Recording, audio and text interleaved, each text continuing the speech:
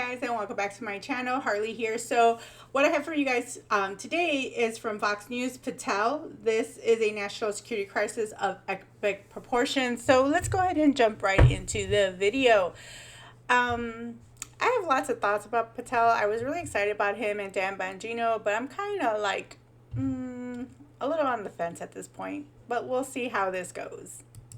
Welcome back. We just heard from Treasury Secretary Scott Bessent moments ago on China's broken promises following the summit between President Trump and Chinese President Xi Jinping on October 30th. The secretary told us he is expecting China to keep its promises.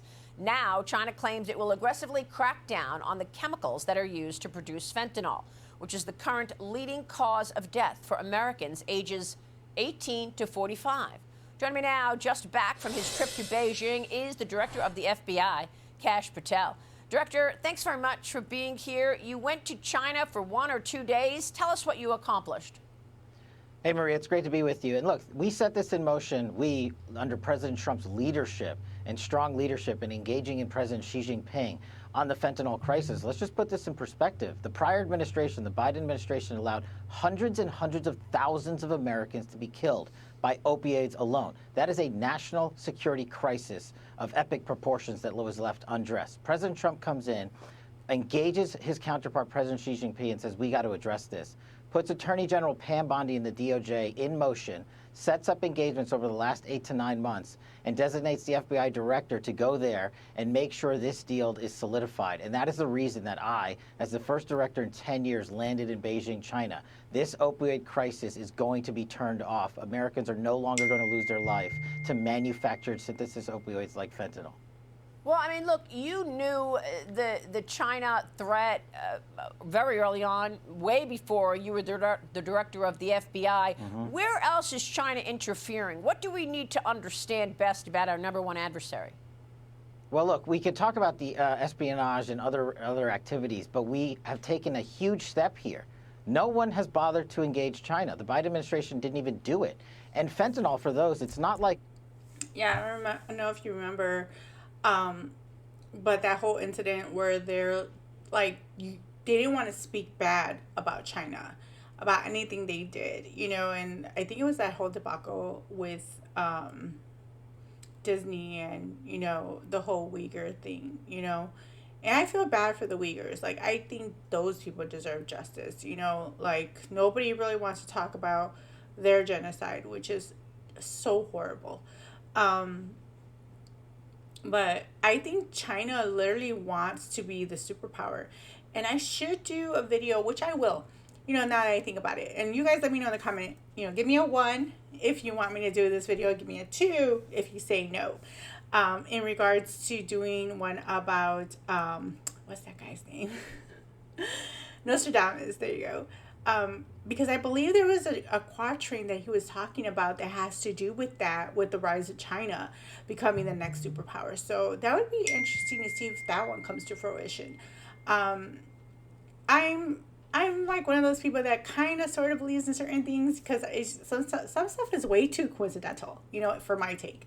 My guy, he's like more, so like when we do ghost hunting, I'm more of the believer. He is more of the skeptic, which is what you need to have because you need that person to kind of, you know, push that narrative of like calling balls and strikes for you. When they see stuff that are like explainable and say, no, you know, this was the pipes or this was because of that. So you need that person to kind of keep you grounded. Where I'm more of like, oh my God, did you hear that? Oh, it's this or that, you know. So it's good to have both perspectives, you know, because if there's something that can't be explained, then he'll try and debunk it. And if he can't, it is like, well, you got me until I could figure it out. But, you know, that's how I feel about Nostradamus. There were some things that, you know, and you could probably say that it could have been put to any scenario, but there are some things that I feel like maybe it's possible. But you guys let me know if you guys want me to make that video because I definitely would enjoy doing that one. But in regards to China, I do feel like they want to be the next powerhouse. You know, they want to knock the U.S. off its high horse or off its pedestal, and they don't want the U.S. to be the shining beacon on the hill no more. They want to be the ones in charge, which would probably be very awful for the whole globe. But hey, we'll see what happens if that one comes true. But let's keep going. Cocaine or marijuana, where it starts naturally in a grow house or a grow facility or grow yards and then is produced into an ultimate chemical and drug. Fentanyl is purely chemically created. And if you take the ingredients, these precursors that we're talking about, these chemicals that we're talking about, and you shut off their flow, then the Mexican drug cartels cannot make it. It's that simple. And Biden could have listed 1 or 2 or 3 of the precursors.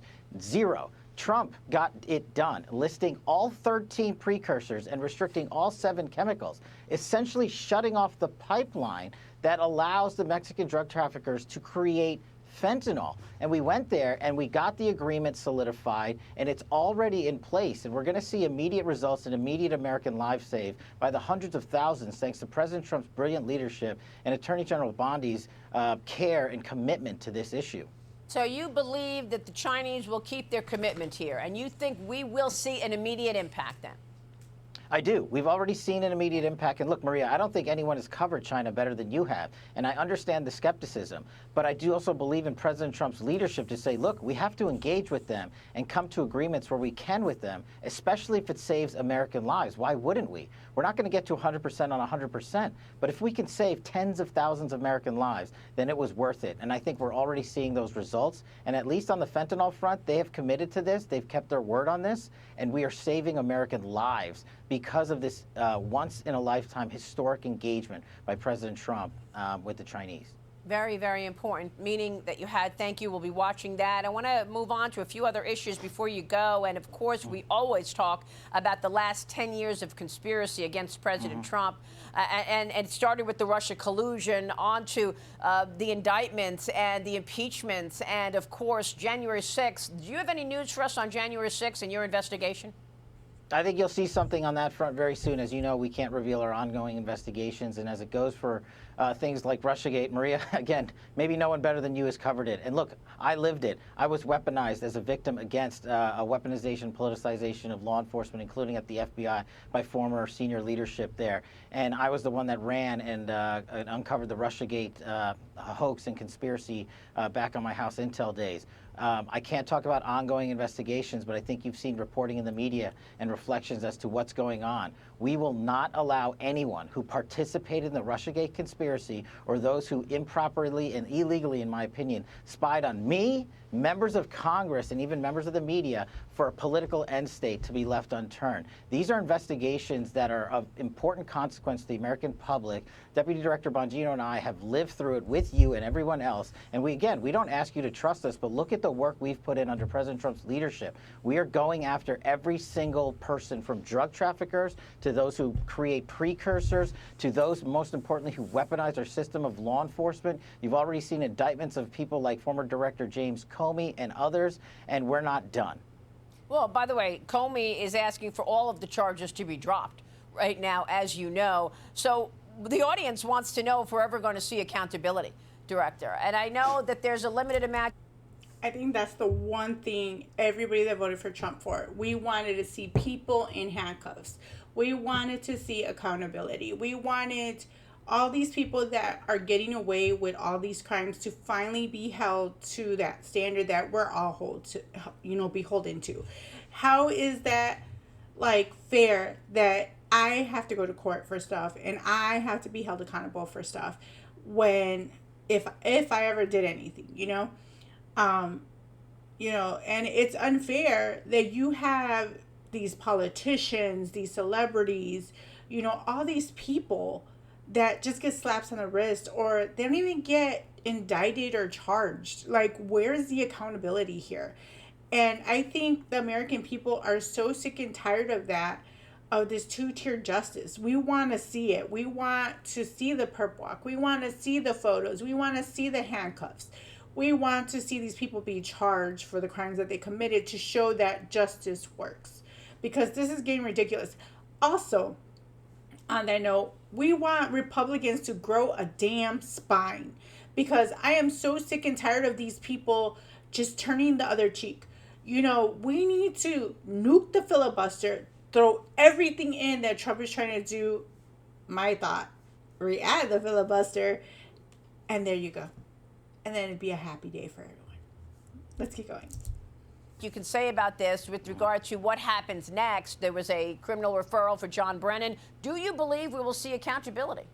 Yes, 100%. We are delivering this accountability. But I'd just like to remind the audience, and I think you know this better than anyone, they built this weaponization scheme over the course of a decade plus. In these first 8 months that we've been there, we've already charged individuals, thanks to this great Department of Justice, who are at the pinnacle of this weaponization of government. We've already turned over, by the way, Maria, James Comey turned over 3,000 documents to Congress for oversight. Christopher Wray turned over 13,000. This FBI, under our leadership, has turned over 38,000 pages of information to Congress for congressional oversight purposes, which is wed to accountability, which is wed to the referrals that they send us back that we activate at the FBI. Every single letter they send us that has a substantive referral is opened by this FBI. Director, just to clarify, how many Americans were arrested regarding January 6th? I know many people spent jail time as a result of January 6th, and you've been doing a deep dive investigation into this. There's a lot of speculation online. We want to know who planted the pipe bomb. Is there anything you can tell us there? And how many people were arrested on January 6th? Too many. Far too many, far too baselessly, as a result of a weaponization of justice and a politicization of targeting President Trump's supporters. It was unlawful and improper, and we've been... And that's the thing. This is the thing that people, like, my fear. But then again, I've told you guys, I would rather die on my feet than ever live on my knees. That's it, plain and simple. I will literally hone and own the Steve Rogers comment that, this clip. And she said, compromise where you can. But where you can't, don't. Even if everyone is telling you that something wrong is something right. Even if the whole world is telling you to move, it is your duty to plant yourself like a tree, look them in the eye and say no. You move.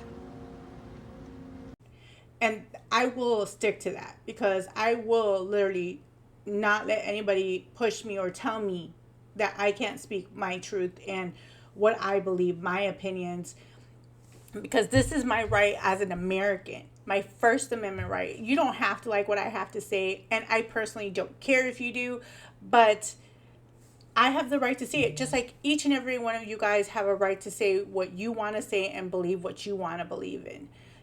That's your right as an American. And the thing with January 6th, they literally went after everybody that supported Trump. And if the Democrats get back in power, that's the first thing they said they were going to do, is that they're going to go after everybody that supports Trump, every Republican they're going to go after. And that could be just even the normal people that voted for him. And that's the part that kind of worries me, because at that point, I think we would be in a full-out civil war, because I ain't the one. I'm telling you guys right now, I will fight to my last breath, because ain't nobody taking me alive. But then again, I am kind of a little crazy, so it's okay.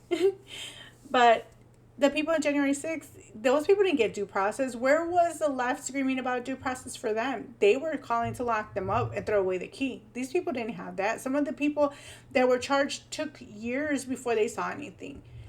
It's ridiculous, which is why a lot of them sued the government because of that. Because that was crazy injustice, But let's finish this off. Working like we have with the deputy director to unearth that. And as it relates to major investigations of public importance like the pipe bomber, again, I say, stay tuned. We reviewed every single investigation of public consequence, reopened them, reevaluated them, because we feel it cannot go untouched. We are not going to let these things lay by and allow the fake news media to run roughshod over us. Our indictments speak powerfully in court. If you don't believe us, just look at the response that the Eastern District of Virginia under Lindsey Halligan did to James Comey, and look at the notes and publication of evidence. That's the type of material we have, but we have to safeguard our prosecutions, because the ultimate accountability is with the verdict in a jury room. Understood. Director, good to have you this morning. Thanks so much. So that's what we have for you guys. And now, I know some of you are going to say, well, what about the ones that beat up the cops? The ones that broke stuff? Anybody that actually committed a crime, Yeah, they definitely deserve to, get punished, but I don't think being put in solitary for years requires that. You know, for criminal trespass, like, are you kidding me? And a lot of these people were walked around. They were, like the nanny, whatever you call your grandmas, the mimas, whatever. I'm not, and so we call ours pita, or abuelita. And so you had, these older people that were just walking around, shuffling through, kind of like if they were getting a tour. And these are the people that they were arresting. Even people that weren't even there that day, they were arresting. That should kind of send a chill down everyone's back to know that the Democrats went way far off the reservation with this. And I understand that they have to get their evidence. They want to have that transparency. They want to show that they're not like the Biden administration and are just going to be arresting people all willy-nilly. I get that, because their ultimate goal is to get the conviction, which I understand 100%. But, I mean, we're already 8 months in. Where are these people? Why aren't they in chains? Why aren't they arrested? Where's their mugshots? That's what we want to see, is accountability. We don't want to hear all this rhetoric anymore. We want to see action at this point. But you guys, let me know your thoughts in the comment below about everything that Kash Patel was talking about. What are your thoughts on it? I want to thank you guys for watching. Don't forget to like, comment, and subscribe. Hit that notification bell. Till next time, guys.